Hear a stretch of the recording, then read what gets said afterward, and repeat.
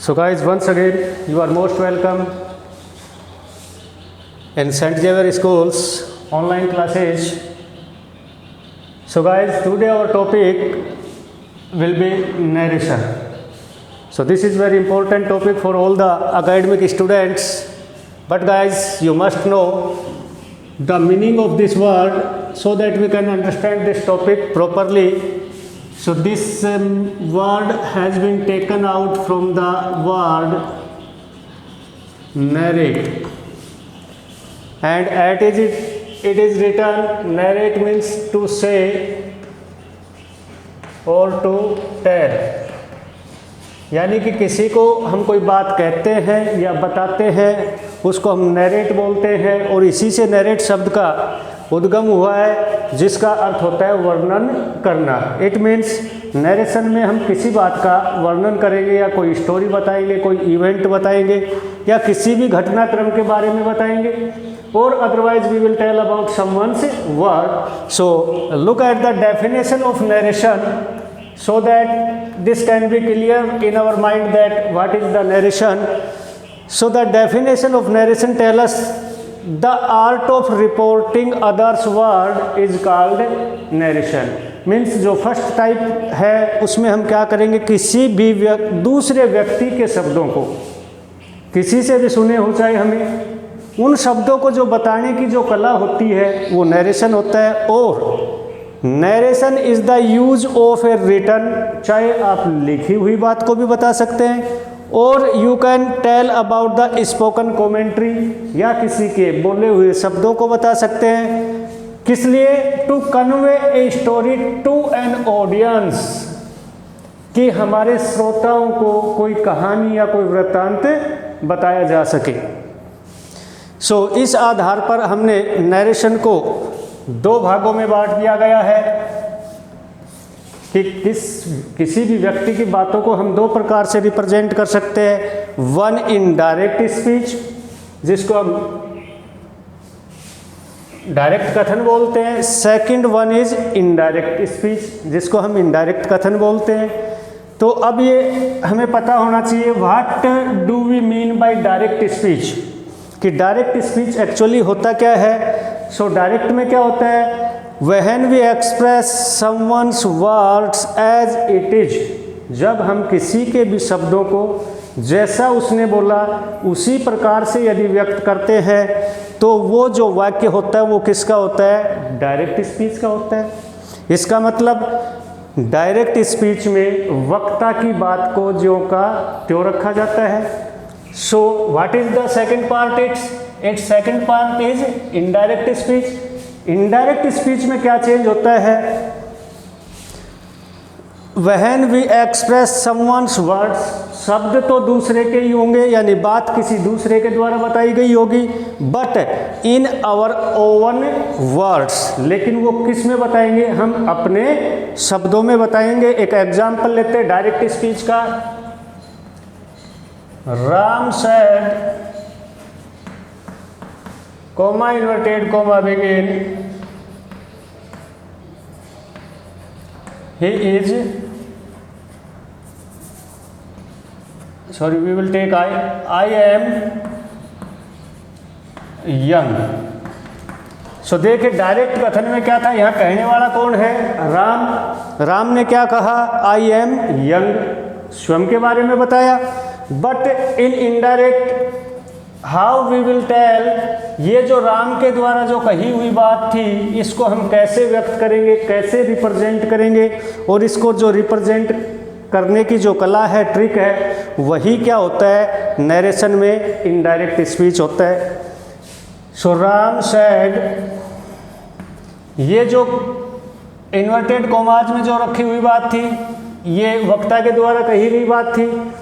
सो अब हम इसको अपने शब्दों में रिपीट करेंगे, तो इनको हटाकर हम एक कंजक्शन का यूज करेंगे जो आने वाली क्लास में समझेंगे। दैट का यूज किया। अब जो राम ने अपने लिए किसका प्रयोग किया था, कोई भी व्यक्ति अपने बारे में बोलेगा तो आई का प्रयोग करेगा, लेकिन जब हम उसकी कही हुई बात को अपने शब्दों में बोलेंगे तो इस आई को हम किस में कन्वर्ट कर देंगे, ही में करेंगे। दूसरा, डायरेक्ट कथन किसी भी टेंस में हो सकता है, लेकिन जो इनडायरेक्ट जो कथन होगा वो हमेशा और हमेशा पास्ट में बनेगा, क्योंकि हम किसी की कही हुई बात को दोबारा से व्यक्त करेंगे तो वो जो घटनाक्रम था, वो जो उसने बात कही थी, दैट हैज़ गॉन, वो जा चुकी थी, and the time also has gone, समय भी जा चुका था, so it became the past tense, किस में चला जाएगा, पास्ट में, और इज एम आर की जगह क्या हो जाएगा, वॉज वर हो जाएगा, और यंग का क्या लिखेंगे, यंग। सो गाइज समझ में आया डिफरेंस, क्या डिफरेंस था? फिर से एक बार रिपीट कर रहा हूँ, डायरेक्ट स्पीच में वक्ता की बात को कहने वाले की बात को एज इट इज़ व्यक्त करते हैं, इनडायरेक्ट स्पीच में कहने वाले व्यक्ति की बात को हम अपने शब्दों में कहेंगे और वो भूतकाल में कहेंगे, पास्ट टेंस में बनाएंगे, क्योंकि उसने जब वो कहा और हम जब उसकी बात को रिपीट कर रहे हैं तो वो समय पास्ट में परिवर्तित हो चुका है, पास्ट में जा चुका है। सो गॉट इट गाइस। अब देखिए हमने यहाँ क्या क्या परिवर्तन किए थे, वो यहीं से हमारी समझ में आ जाएंगे। पहला चेंज हमने यहाँ किया था, सेकंड चेंज यहाँ पे कर दिया, थर्ड चेंज यहाँ पे कर दिया। सो इसका मतलब डायरेक्ट से इनडायरेक्ट बनाते वक्त कुछ परिवर्तन करेंगे और वो परिवर्तन रूल्स पे डिपेंड है। All things are dependent on rules. So सबसे पहले हमने कुछ रूल्स की बातें करेंगे।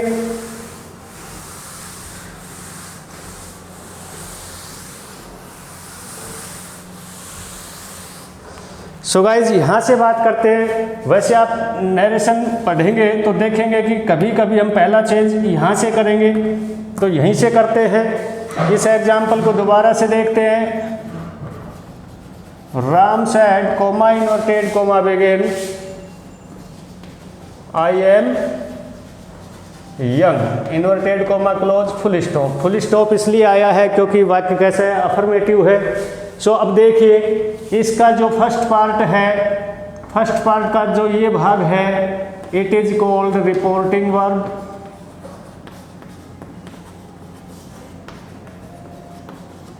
Got it.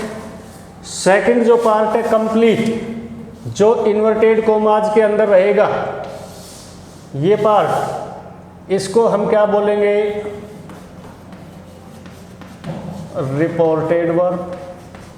So firstly, these two things should be clear in our mind, that which part is called reporting verb and which part is called reported verb. Got it?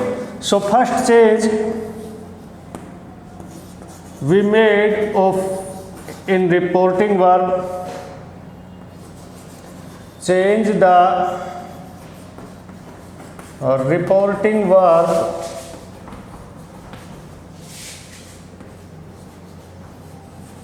according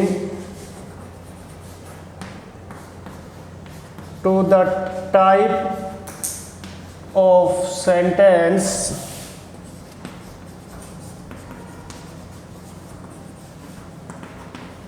given in reported verb. Okay guys. So जो सबसे पहला परिवर्तन हम करेंगे वो reporting verb में करेंगे। Reporting verb किस आधार पे चेंज होती है? रिपोर्टेड वर्ब में जो टाइप ऑफ सेंटेंस दे रखा है उसके आधार पे होती है। सिंस यहाँ पे जो सेंटेंस दिया गया है इसमें ऑब्जेक्ट नहीं है, ऑब्जेक्ट इसमें हिडन मान सकते हैं हम, या फिर ऑब्जेक्ट जैसे हमने मान लिया टू हिम मान लिया। अब जो पहला परिवर्तन करेंगे वो रिपोर्टिंग वर्ब का करेंगे। कैसे करेंगे? टाइप ऑफ सेंटेंस देखेंगे। सो मैं यहाँ पे आपको लिख रहा हूँ रिपोर्टिंग वर्ब इनडायरेक्ट,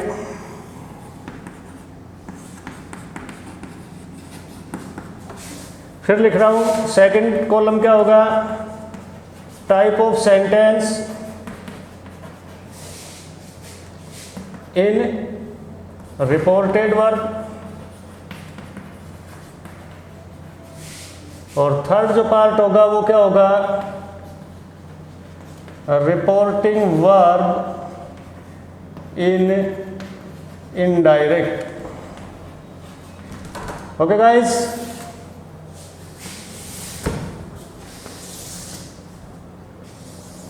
इस टेबल से हम समझेंगे कि डायरेक्ट में कौन सी रिपोर्टिंग वर्ब हो, यदि से हो, सेज हो या सैड टू हो या सैड हो। टाइप ऑफ सेंटेंस, इसमें कौन कौन से टाइप ऑफ सेंटेंस हो, अफर्मेटिव हो या नेगेटिव टाइप ऑफ सेंटेंस हो। सो से किस में बदलेगा, से चेंज होगा टेल में, सेज किस में, टेल्स में, सैड टू किस में चेंज होगा, टोल्ड में, और सैड का क्या रह जाएगा, सैड, बिकॉज इसके आफ्टर ऑब्जेक्ट नहीं है। और यदि सैड को टोल्ड में भी चेंज करते हैं, that is also correct answer. So समझ गए, पहला जो हमने रिपोर्टिंग वर्ब का चेंज देखा वो completely depends on the type of sentence given in reported verb. यहाँ हमने देखा हमारा अफर्मेटिव सेंटेंस है, यदि इसकी जगह नेगेटिव सेंटेंस भी होता और यहाँ रिपोर्टिंग वर्ब में यहाँ इस जगह से होता तो हम इसको टेल में चेंज करते, सेज होता तो टेल्स में, सैड टू होता तो टोल्ड में, और सैड है तो सैड का सैड रहेगा। यदि रिपोर्टिंग वर्ब आपकी सैड टू हो और यहाँ जो टाइप ऑफ सेंटेंस है वो इंटेरोगेटिव हो या इंटेरोगेटिव नेगेटिव, सो ये जो सैड टू और जो सैड थे ये किस में चेंज हो जाएंगे, आस्क्ड में हो जाएंगे चेंज। Got it. यदि यहाँ पर थर्ड पार्ट भी है, सैड टू हो और टाइप ऑफ सेंटेंस वही आएगा बेटा इंटेरोगेटिव, लेकिन उसका नेक्स्ट टाइप है जो क्या होता है, WH वर्ड इंटेरोगेटिव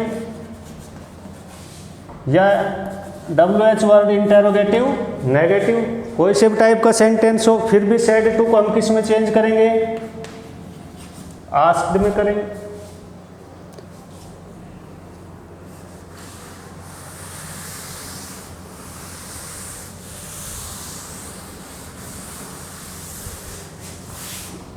यदि यहाँ हमारा सैड टू हो, टाइप ऑफ सेंटेंस इंपेरेटिव हो, सो इसको हम सैड टू को किस में चेंज करेंगे, according to the sense of the reported verb. Sense में किसका आ सकता है, ऑर्डर्ड का आ सकता है, ऑर्डर्ड हो जाएगा। रिक्वेस्ट का होगा तो रिक्वेस्टेड, एडवाइज का है तो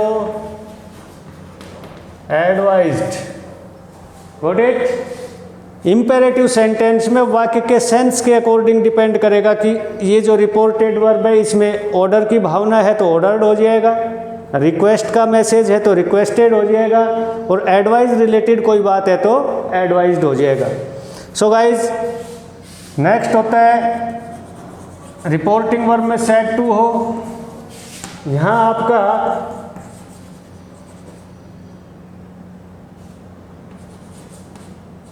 एक्सक्लेमेटरी सेंटेंस हो, सो इसमें एक्सक्लेम्ड विद वही वाक्य के सेंस के अकॉर्डिंग, कोई खुशी का सेंस है तो एक्सक्लेम्ड विद जॉय, कोई दुख का सेंस है तो एक्सक्लेम्ड विद सोरो, कोई आश्चर्य का है तो एक्सक्लेम्ड विद वंडर या सरप्राइज। Got it. और यदि हो ऑप्टेटिव सेंटेंस,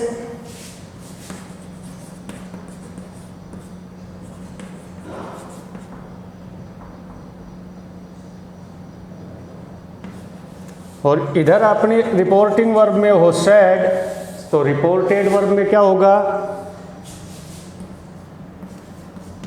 आशीर्वाद का है तो ब्लेस्ड, श्राप दे रहा है कोई, सो कर्स्ड, ठीक है, ये भी इसके सेंस के ऊपर डिपेंड करेगा।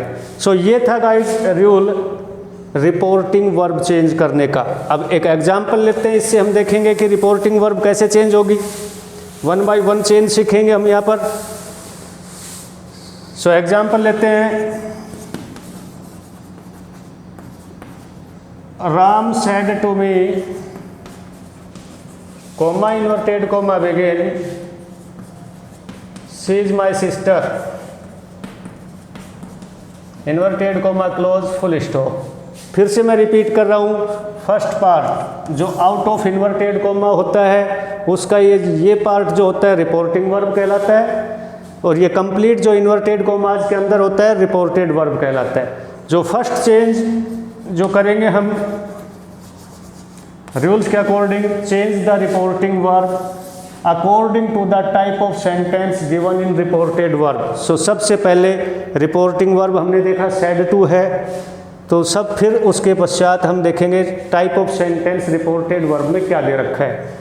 सो ये आपको आइडेंटिटी पता होगा, वरना फिर से देख लीजिए। रिपोर्टेड वर्ब यदि सब्जेक्ट से शुरू होके फुल स्टॉप पे ख़त्म होता है, only you can find 2 type of sentence in that condition, one is affirmative, second one is negative. ये दोनों की आइडेंटिटी है, सब्जेक्ट से शुरू होके फुल स्टॉप से फिनिश होना। सो हमने यहाँ देखा affirmative sentence is given, so affirmative given, then said to will be changed into told. Reporting verb के सब्जेक्ट में कोई परिवर्तन नहीं करेंगे, रिपोर्टिंग वर्ब के ऑब्जेक्ट में कोई परिवर्तन नहीं करेंगे। ये रिपोर्टिंग वर्ब का सब्जेक्ट है, ये रिपोर्टिंग वर्ब का ऑब्जेक्ट है, और ये रिपोर्टिंग वर्ब है। Got it? आगे जैसे नेक्स्ट चेंज मैं कर दे रहा हूं,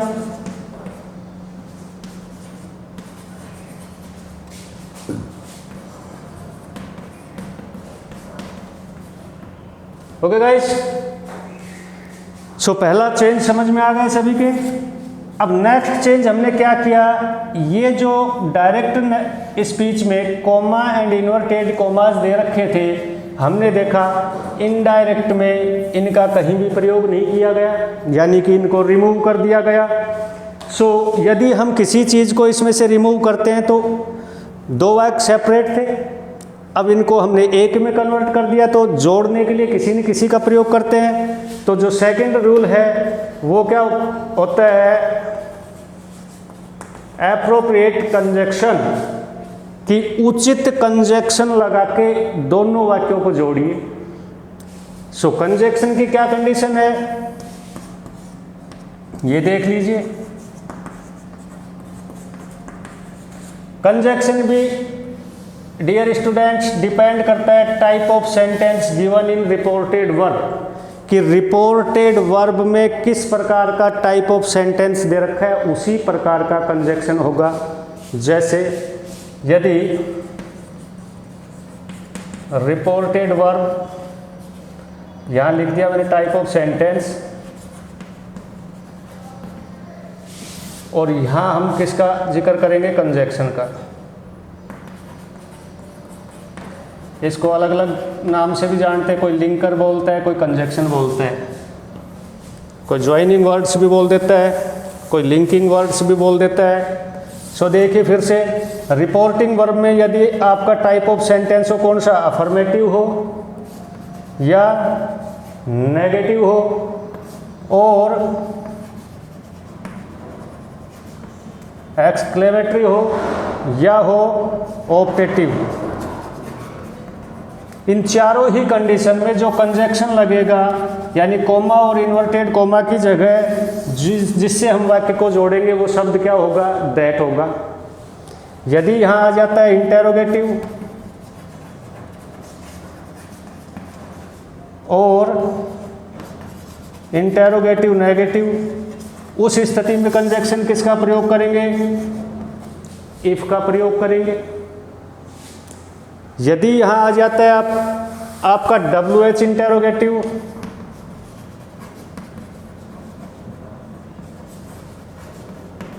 सो जिस WH वर्ड का हमने रिपोर्टिंग वर्ब के साथ प्रयोग किया था वो सेम WH वर्ड ही कंजक्शन रह जाएगा। इसके बाद यदि आपके सेंटेंस आ जाए इंपेरेटिव, उस कंडीशन में हम कंजक्शन टू का प्रयोग करेंगे। सो ये था गाइस सेकंड चेंज कि कोमा इन्वर्टेड कोमा हटा के हमने दैट का प्रयोग किया था। क्यों किया था? आई होप आप सभी समझ गए होंगे कि ये जो कंजक्शन भी है रिपोर्टेड वर्ब में दिए गए टाइप ऑफ सेंटेंस के ऊपर डिपेंड करता है। यदि यहाँ पर हो अफर्मेटिव हो, नेगेटिव हो, एक्सक्लेमेटरी हो तो ये जो शब्द है दैट लगेगा। यदि यहाँ इंटेरोगेटिव नेगेटिव हो तो कंजक्शन इफ लगेगा। यदि WH वर्ड इंटेरोगेटिव नेगेटिव हो तो कंजक्शन वही WH वर्ड जिससे हम रिपोर्टेड वर्ब शुरू करते हैं सेम हो जाएगा। यदि यहाँ पर आ जाए आपका सेंटेंस ऑप्टेटिव तो ऑप्टेटिव में भी कंजक्शन दैट होगा। यदि आपका आ जाए इंपेरेटिव तो उस स्थिति में कंजक्शन टू लगेगा। ओके गाइस, ये दो चीज़ें समझ में आ गई होंगी शायद। नेक्स्ट चेंज देखते हैं क्या होता है।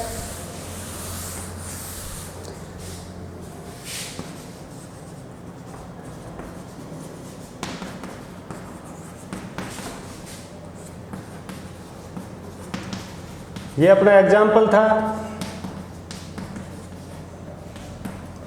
अब की बार मैंने सी की जगह सब्जेक्ट चेंज कर रहा हूँ। सी की जगह यू किया हमने, तो फर्स्ट चेंज हमने क्या किया था रिपोर्टिंग वर्ब में, इसको चेंज कर दिया क्योंकि वाक्य जो है अफर्मेटिव है, ऑब्जेक्ट सेम, इनको हटा लेंगे, इनका पता लग गया, इनकी जगह कंजक्शन लगाएंगे। पहला परिवर्तन कर चुके हैं, दूसरा कर चुके हैं। नाउ थर्ड, यहाँ जो यू आया इसको मैं चेंज करके लिख रहा हूँ आई। अब ये क्यों आया? इसको बोलते हैं प्रोनाउन रिलेटेड चेंज, प्रोनाउन संबंधित परिवर्तन। यहाँ राम था बोलने वाला, राम डायरेक्ट बोल रहा है अपनी सिस्टर को कि यू आर माई सिस्टर। अब जो राम की बात है वो कौन कह रही है? उसकी सिस्टर बताएगी। तो वो क्या कहेगी कि राम ने मुझसे कहा मैं उसकी बहन हूँ। सो इसने अपने आप को किस में परिवर्तन किया? आई में किया। क्यों किया? क्योंकि ये जो प्रोनाउन था ये बेटे किस पर्सन का है? सेकंड पर्सन का है। और आगे रूल में हम पढ़ेंगे second person pronoun are changed according to object of reporting verb. So reporting object verb में ऑब्जेक्ट क्या था? मी, और ये क्या था? सब्जेक्टिव था। लेकिन हमें सब्जेक्टिव केस से इसको चेंज करेंगे, सो इसका जो सब्जेक्टिव केस होगा वो क्या होगा? आई होगा। Okay guys, goodbye for today. Tomorrow we shall study about the rest of the rules. Till that only you have to learn to change how to change reporting verb and how to apply the conjunction. Thank you. Have a nice day. Goodbye.